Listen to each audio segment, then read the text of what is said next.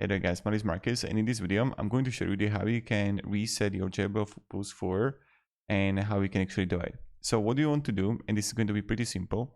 You just want to turn it on, and then you just want to hold the play button with the plus button at the same time. So we're just gonna turn it on, and then you're gonna just press the play button with the plus button about 5 to 10 seconds. So try it out, and you're gonna reset to the factory settings, right?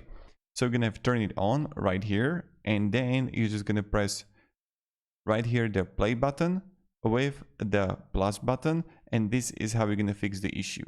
So that's it. Thank you very much for watching, because some people said that you can also try to do this when you're gonna have the turn it on, and then you can press also the Bluetooth button with the plus button. Try also that, but from the original standpoint, it works with the play button and plus button. Thank you very much for watching, and have a great day, and goodbye.